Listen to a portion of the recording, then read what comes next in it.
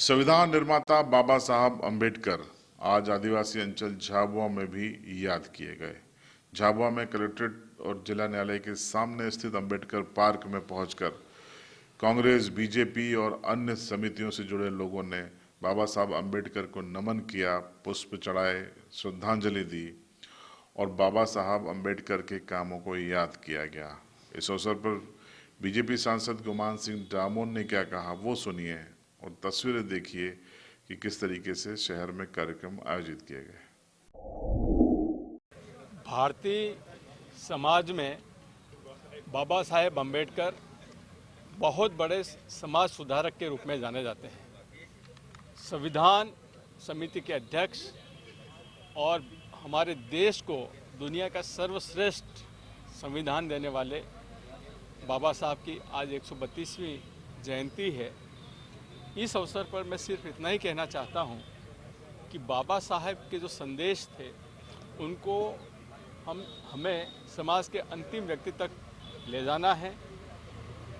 अंत्योदय उनका मूल मंत्र है। एक भारत श्रेष्ठ भारत उनकी कल्पना रही है।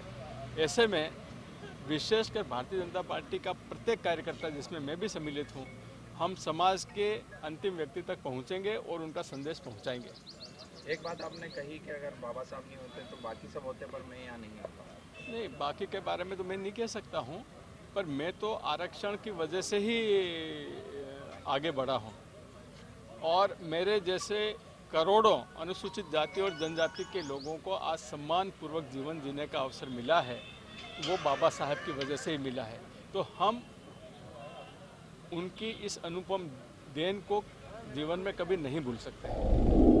हमारा जो संविधान का शीर्षक था, हम भारत के लोग, भारत को संपूर्ण प्रभुत्व संपन्न अंतर्राष्ट्रीय धर्मनिरपेक्ष गणराज्य बनाने जो एक शीर्षक है, मैं उस शीर्षक के तहत हमारे झाबुआ जिले के समस्त निवासी, हर वर्ग के, हर समाज के उन सभी बंधुओं को बधाई, शुभकामनाएं देता हूं कि बाबा साहब ने जो संविधान लिखा था और संविधान की उद्देश्य का जो शीर्षक था, उस शीर्षक को आत्मसात करते हुए हम सभी लोग किस प्रकार से एक साथ रहकर समरसता का भाव लेकर इस जिले का विकास और देश का विकास कैसे करें, इसके लिए हम सबको एक दूसरे का साथ देकर, एक दूसरे के विचारों को समझकर, सुनकर और हमारे झाबुआ जिले को उन्नत विकासशील बनाने के लिए और भाईचारे की बंधुता बनाने का सब लोग काम करें, ऐसा मैं पूरे जिले के नागरिकों से आह्वान, अपील करता हूँ।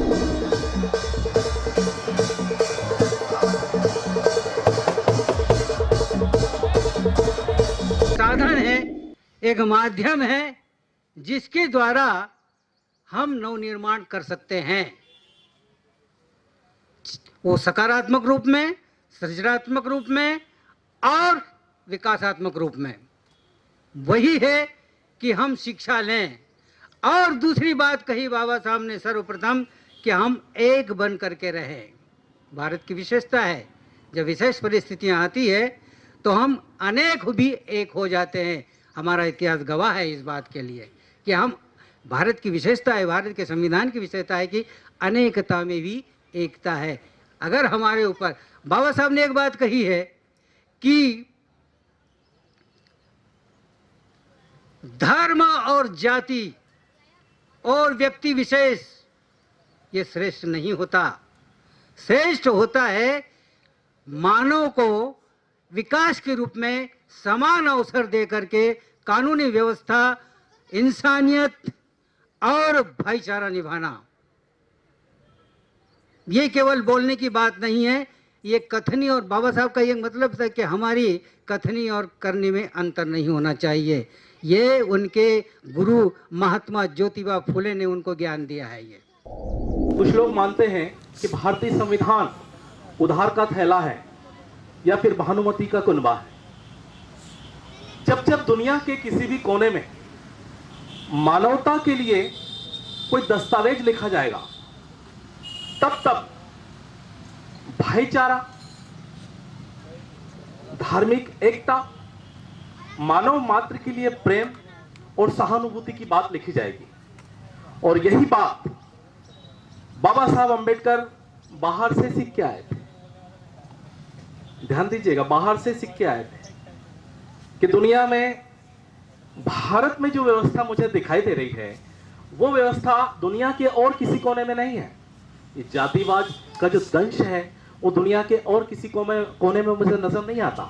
उन्होंने बस इतना कहा था कि दुनिया में कहीं असमानता मुझे नजर आती है, तो वो असमानता जो है वो जो रेसेस होती, प्रजातीय असमानता है, काले गोरे का भेद है, लेकिन जातिवाद जो है वो सिर्फ भारत में दिखाई देती है। और आप अगर यहाँ सम्मान से कुर्सी पर बैठे हैं तो यह भी बाबा साहेब की ही देन है।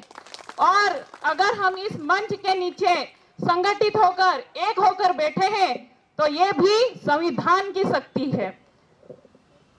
बाबा साहेब ने महिलाओं को, बाबा साहेब ही एक ऐसे अध्ययन करता रहे हैं भारत के संदर्भ में जो महिलाओं को लेकर क्रांति लाए। महिलाओं को लेकर उन्होंने जो महिलाओं को कानूनी अधिकार दिए हैं, उस विषय पर मैं अभी अपनी बात रखूंगी। अनुच्छेद 14 में महिलाओं को बाबा साहेब ने समानता का अधिकार दिया, जिसमें महिलाओं को पुरुष के सम्मान, कार्य करने पर सम्मान, वेतन का अधिकार दिया और किसी भी प्रकार की सामाजिक भेदभाव से दूर रखने के लिए महिलाओं को समानता का अधिकार दिया।